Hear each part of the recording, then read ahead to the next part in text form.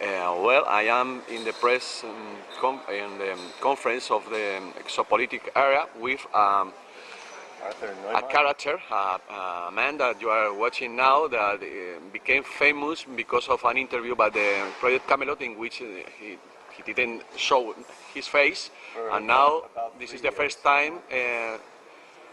What's your name, please? My name is Arthur Neumann. It's a German last name, Neumann. You worked for 30 years in the research area, in very critics area. Manufacturing, logistics, pretty much every area of government and government contracting, but mostly government. I've held top secret Q clearance for at Livermore Labs, Lawrence Livermore Labs. I've held secret clearances in aerospace and I've held top secret clearances with certain extensions up until around 2004. Working at other agents, with other agencies. Can you say which is your specialty? My specialty is a very general, with a wide spectrum of technologies, and also coordination, project management, program management, not only with the Department of Defense, working with all the military forces, but also working with other countries' military as well. For instance, do you know anything about the psychotronic weapons, the electromagnetic weapons? Yeah, pulsed electronic weapons in general, yes. I've known of their existence and the research that's been done. I've been aware of it. The inside with the research of weapons, of course, since the middle 1970s.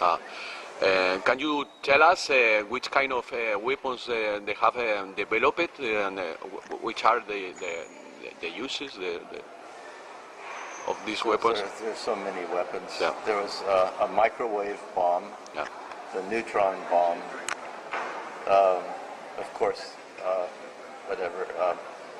particle beam acceleration type bombs, so particle beam weapons.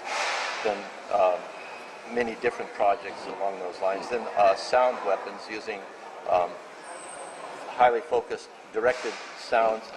So, can you confirm us that this government has weapons in order to harass people, special people, critical people, in order to make them stressed and even make illness? Oh, definitely. Yeah? Yes, definitely, yes. There's many different technologies that are being used constantly, even in the cities, and as well as just for specific targets as well. So. This black helicopter that many researchers told us about that is ruling above their homes. Can you confirm that could be used in this area? I don't know who's what are you talking about? There are several people, researchers. For many years, black helicopters. Yes. Some of them are black helicopters, and some of them look like helicopters, but they're not helicopters. So what are they? They're just. I don't know the details on those helicopters. I just know that some of them are just. What do you call it? Kind of cloaked to look like helicopters, but that was years ago, so I don't know what's happening. What's that in fact? Surveillance. Surveillance. Okay. So. Surveillance and maybe possibly some abduction type work, but not by aliens. So you, the scientists that worked in these classified programs, are you conscious of the people who work with you? Are you conscious that you are working for the bad people, or you just do their job and you forget the use of this work they are going to do? There are good people working and there are bad people working inside, and there are people who have families that they want to take care of, and so they're trapped in the job because otherwise they have no job. And it's always a battle internally for some people as to whether to resign and have no job or continue And then there's a lot of discussion about that. My intention from the very beginning has been, from the beginning when I was a child, has been to go inside and then learn and then move on and go inside again and learn and move on to another position in different places. So I've never been in one place. The maximum time I've worked for one place was maybe at most 3 or 4 years. 4 years. And then I moved to another job. But I didn't apply for most of these jobs. I never applied or looked for the job. They just telephoned me at random and find me. So, can you describe as the way it works, this mechanism of classifying? I mean, you work in Los Alamos on Livermore, so that can you describe us, people who doesn't know anything, how these laboratories works, the way they classify the special information? How they decide what to classify? Yeah, no, I mean, you are in the kitchen, in the living room with all the scientists. You know what the other ones knows, or you only know a couple of the things? Well, you know what I mean? Yeah, for many jobs, almost many jobs, it's always compartments. That's it. Because yeah, that's what you focus on. So you have no need to know what's happening somewhere else. You're focused in a certain area. But as time progressed, my compartments expanded with more compartments until the last job I had, there was no compartments at all that I was aware of because of the nature of the work. I was like on a team where I had to, what we called customers. And the customers included NSA and the other 3-letter agencies and 4-letter agencies from different countries, plus other customers that don't have any names. That I don't know them by name, I just meet with them. So no compartmentalization was necessary because of what the work I was volunteered for, to work as a small team to kind of to filter the information between these different organizations. Can you explain to us the goal of this project in particular? That project in particular, the goal was, it was multiple goals, but it was to try and find a way for these different groups to communicate and yet respect their privacy, what they don't want between each other, because they don't want to openly share information between each other completely, but to find a way, a mechanism for them to be able to communicate what they want to communicate. Something in a like safe manner. A secure intranet, something like that, or? But that too, yes, yeah. But with a filtering. Filtering. Yeah. So that means that I had to have access to all of their information. So that just happened, you know. So as long as you know about telecommunications, can you tell us if everybody's worried about the Big Brother? These people knows everything about us? Well, you can't hide anything. Yes. Right now we're having the interview. I'm pretty certain that everything is very well documented. You know, it's just a matter of whether they have an interest in it or not. You know, so you don't have any privacy, and especially when in the electronic era, every transaction you do, every phone call, every hotel place you stay, every person you meet, every face. It sounds like a song. They'll be watching you. Yeah. But it's nothing to fear, you know. This is the important thing, is stop being afraid of everything. Yeah. Because that fear is, today what we need to focus on is the opposite of fear. It's to look forward and be happy about this baby that I spoke of that's being born, and celebrate the change and realize that there's pain involved in this change. And these black factions and such, these dark operations, they are very weak.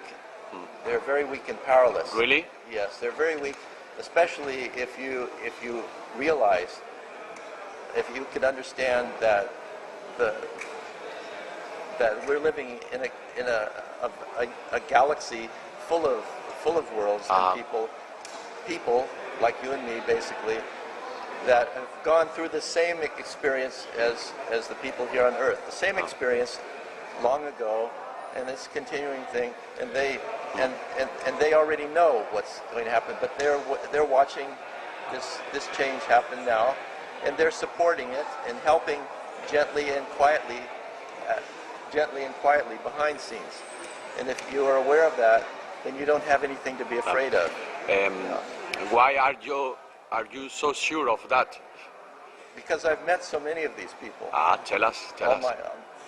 I've met these people even before I worked, you know, and for other reasons which I'd rather not explain on video right now, because of where I come from as well. Where do you come from?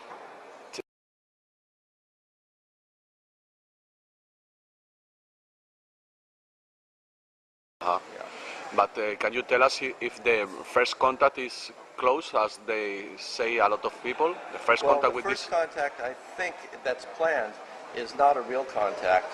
The plan is a fictitious threat.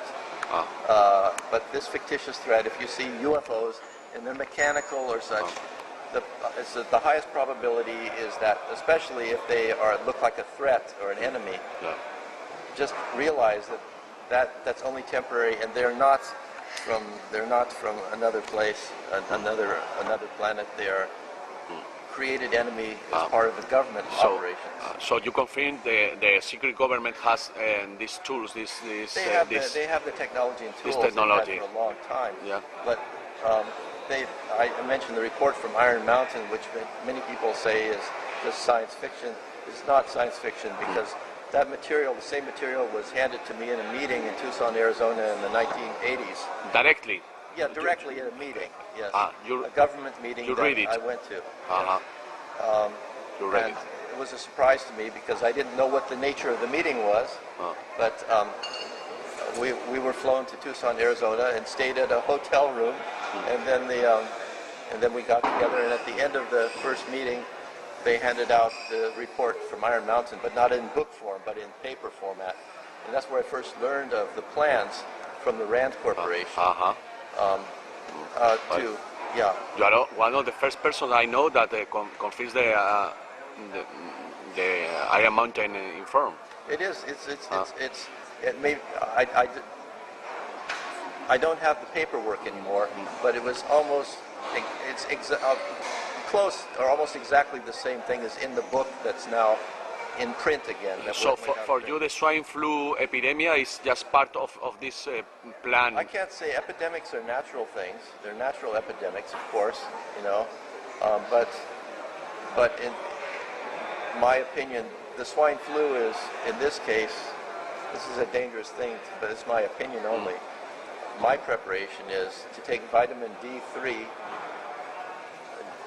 letter D3. What's that? What's that? A vitamin. Vitamin.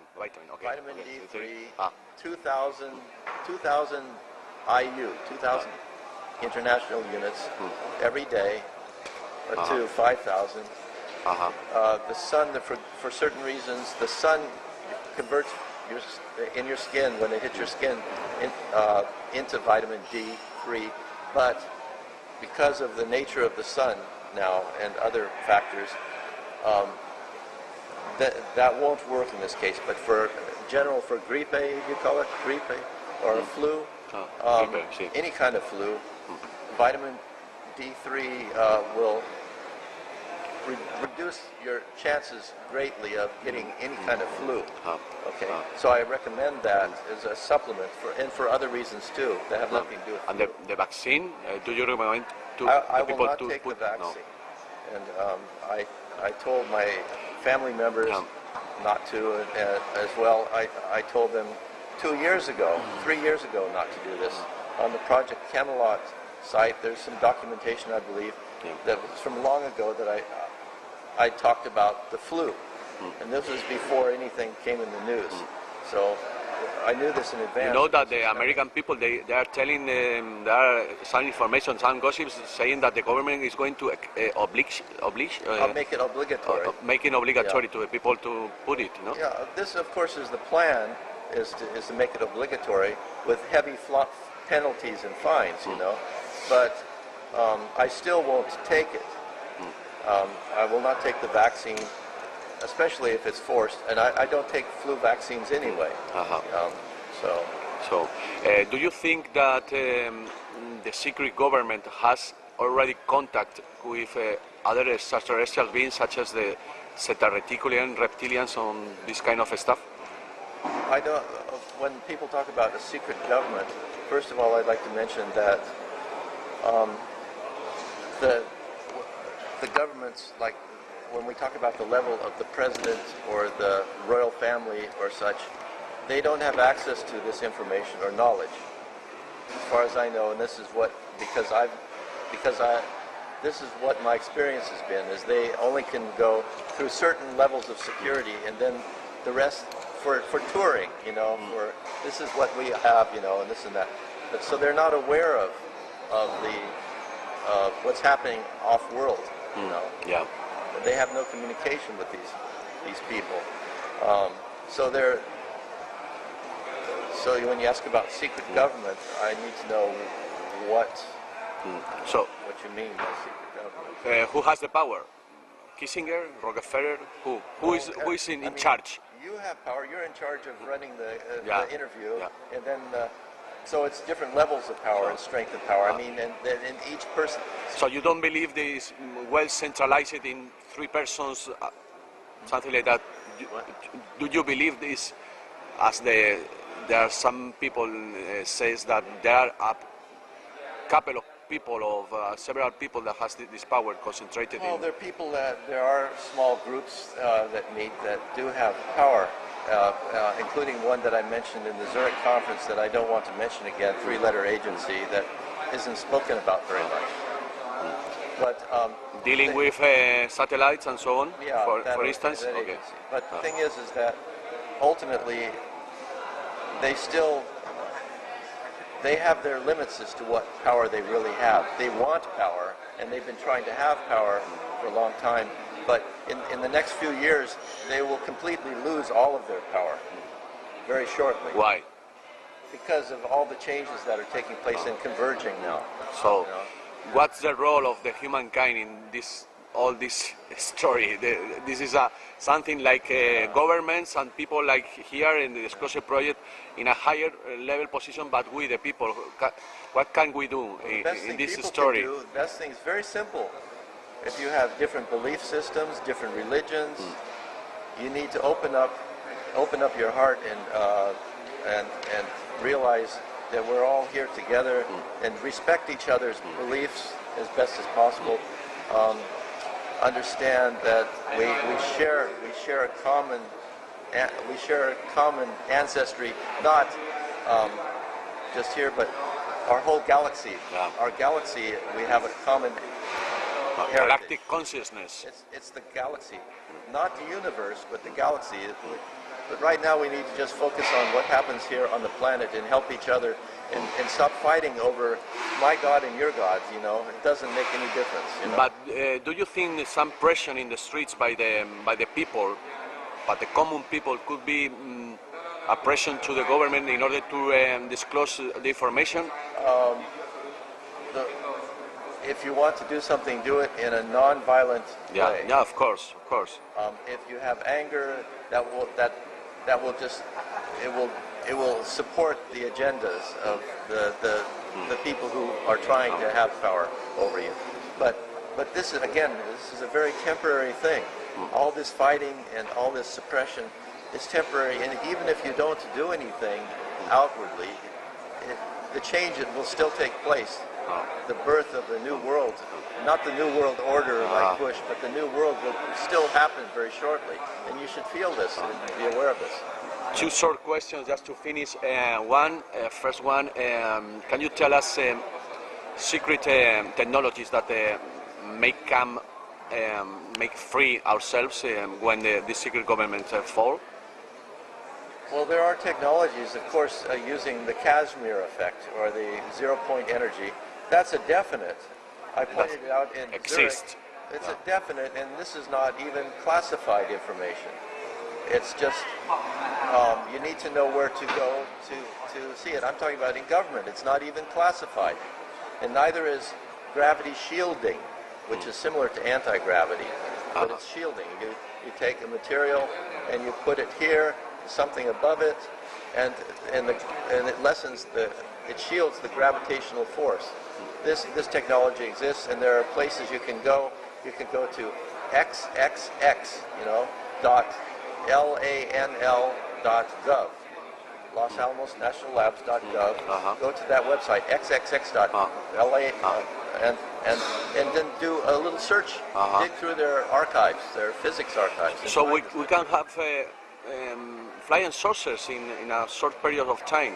Yeah, it. You can have that. The thing is that we need to balance all this technology that is available or can become public. We need to first work on the spiritual and the sociological problems. But where are the plans, the maps to do it, these flying sources? Do you think it's going to be released such as open source software? Could be a Linux way of creating flying sources? It's going to be released from many different sources. Yeah. Just from people probably in here in the conference even today. There are people who are working on these. Really? As businesses that are coming forward. Businesses? Yeah, as their own new businesses. Okay. And so it's slowly coming. Brian O'Leary, for instance, is in this field. Brian O'Leary, yes, your friend. He's in this business. Well, I don't know what he's doing with the machines or anything, but as far as zero-point energy technology in its best form, I could describe it as you can have just a small little box that looks like this, and direct conversion into electrical energy or whatever you want. And there's no moving parts, no mechanical spinning magnets or anything like that. It's so simple that it looks like magic. Yeah. And you just do that, and you can power with the correct wiring. But what's the key of the zero-point energy? What's the key to create it?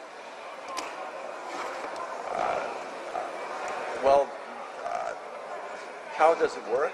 Yes. Well, there are different approaches, but one of them is basically very small layering of materials. Almost like a capacitor. Capacitor is manufactured. Small layers of material, and then we're tapping the energy from that. But it's a simple solid-state type of technology that can be used. Does zero-point energy has anything to do with orgone energy? I don't know anything about orgone energy. No. I mean, I've seen it, and I don't have any experience with it. Okay. The other question was about the Obama administration. Do you expect anything positive about these issues we are commenting about the? I've been up and down with my feelings about Obama. So I don't know. It's really not Obama. I don't think. I think it's just what happens with this world as a whole is really almost a natural event. Events are happening, and it's not a matter of whether someone makes a decision in office to release information. This is all happening very naturally. Yeah. It's not any decisions. We don't need the government to release the information. No, That's you don't. what You don't need the government to release the information. I'm very agree with you. I'm very agree. No, we don't have to ask for the government to do it. And don't expect the government to have any information to release to you. Yeah. Because the governments, like I was talking about, the governments don't have this information to release. So this information is already in the public domain. It's just coming. It's like flowers growing out of out of the soil. You know, it's blooming everywhere. We have internet, you know? Just put in action the people. And also, you know, great inventions and things in the past have been discovered simultaneously in different places on the planet. How is this possible? It's because it's happening in a different dimension, from a different dimension. And this is how this information is released. It's not released through government. The information is in internet. Just for finishing the interview, do you think they are going to close the freedom in the internet? Can they do it? Well, they can attempt to, and they can shut it down, and there may be a period of time where the internet may slow down a lot. But then we're talking about who are they, you know? So the internet was originally structured so that you cannot shut it down, you know? But it may slow down, that's all. Slow down to a crawl. And so think about alternative ways of communication. But a new form of communication will come in a few years where you won't need internet anymore anyway. Which one? Telepathy. Something like that. That's it. And that's it. And people will it will be a natural thing too. Heart communication. Yes. And that's what's happening at the conferences. People will experience this, you know.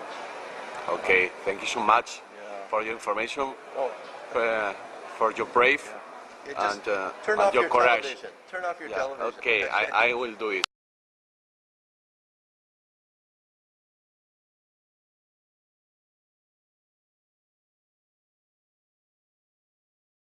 Livermore Labs. I've held secret clearances in aerospace and I've held top secret clearances with certain extensions up until around 2004. Working at other with other agencies. Can you say which is your specialty? My specialty is a very general, with a wide spectrum of technologies, and also coordination, project management, program management, not only with the Department of Defense, working with all the military forces, but also working with other countries' military as well. For instance, do you know anything about the psychotronic weapons, the electromagnetic weapons? Yeah, pulsed electronic weapons in general, yes. I've known of their existence and the research that's been done, and as well as just for specific targets as well. So. This black helicopter that many researchers told us about that is ruling above their homes. Can you confirm that could be used in this area? I don't know who's what are you talking about? There are several people, researchers. For many years, black helicopters. Yes. Some of them are black helicopters, and some of them look like helicopters, but they're not helicopters. So what are they? They're just. I don't know the details on those helicopters. I just know that some of them are just. What do you call it?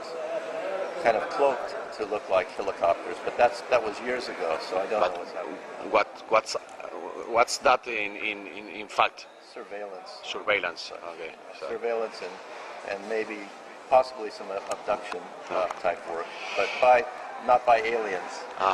So you, the scientists that worked in these classified programs, are you conscious of the people who work with you? Are you conscious that you are working for the bad people, or you just do their job and you forget the use of this work they are going to do? There are good people working and there are bad people working inside, and there are people who have families that they want to take care of, and so they're trapped in the job because otherwise they have no job. And it's always a battle internally for some people as to whether to resign and have no job or continue, and then there's a lot of discussion about that. My intention from the very beginning has been, from the beginning when I was a child, has been to go inside and then learn and then move on and go inside again and learn and move on to another position in different places. So I've never been in one place.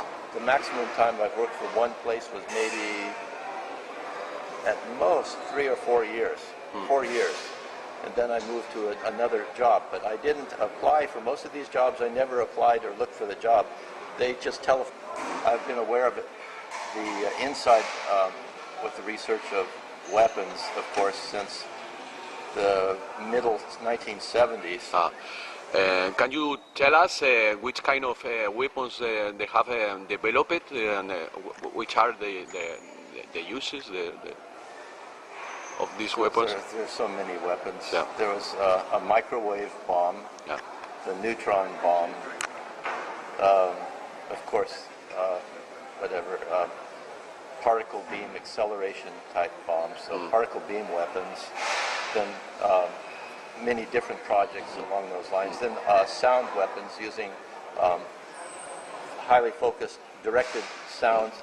So can you confirm us that this government has weapons in order to harass people, special people, critic people, in order to make them stressed and even make illness? Oh, definitely. Yeah? Yes, definitely, yes. There's many different technologies that are being used constantly, even in the cities.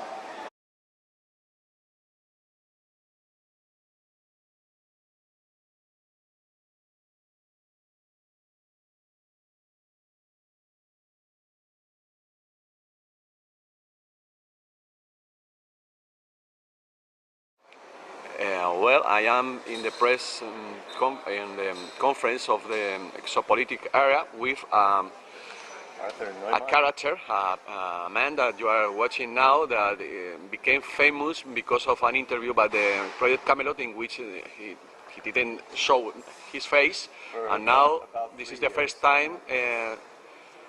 What's your name, please? My name is Arthur Neumann. It's a German last name, Neumann. You worked for 30 years in the research area, in very critical area. Manufacturing, logistics,